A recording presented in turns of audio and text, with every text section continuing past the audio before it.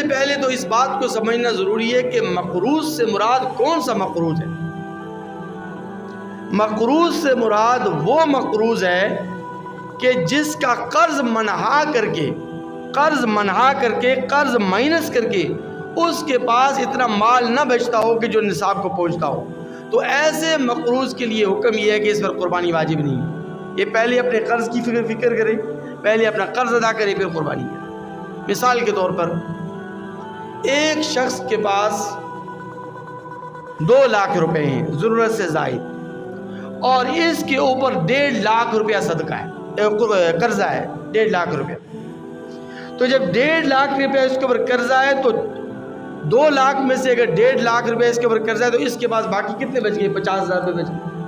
اب 50,000 والا بندہ صاحب نصاب نہیں کہلاتا، بلکہ صاحب نصاب کے لیے ضروری ہے کہ اس کے پاس 1,80,000 سے لے کر 85,000 روپے نقدی ہو، وہ بندہ صاحب نصاب کہلاتا ہے۔ ہاں اگر ایک بندہ ایسا ہے کہ جس کے پاس 4 سے 5 لاکھ روپے ہیں اور اس کے اوپر 1.5 لاکھ روپے قرضہ ہے، تو یہ مقروض نہیں ہے۔ اس مقروض کے اوپر قربانی بہرحال لازم ہوگی، کیونکہ اس کا قرض اگر منع کر دیا جائے 4-5 لاکھ میں سے اگر 1.5 لاکھ روپے اس کا قرض منع کر دیا جائے تب بھی 3.5 لاکھ روپے یا 2.5 لاکھ روپے اس کے بعد بچتے ہیں۔ قرض منع کرنے کے بعد، قرض کو مائنس کرنے کے بعد، قرض کی ادائیگی کے بعد بھی اس کے بعد اتنی رقم بچتی ہے کہ جو نصاب کو پہنچتی ہے۔ تو اس لیے یہ مقروض جو ہے یہ تو قربانی کرے گا، اس کے اوپر تو قربانی لازم ہے کیونکہ یہ صاحب نصاب ہے۔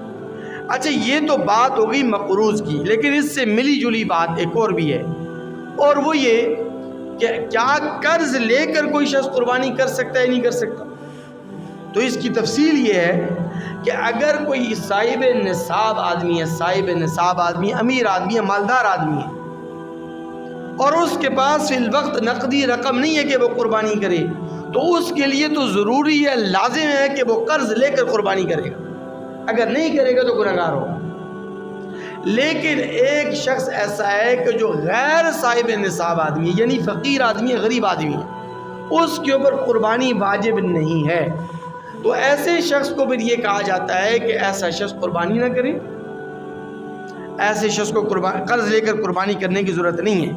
لیکن بہرحال پھر بھی اگر یہ قرض لے کر قربانی کرے گا تو اس کی قربانی ادا ہو جائے گی، اس کو قربانی کا اجر و ثواب ضرور ملے گا۔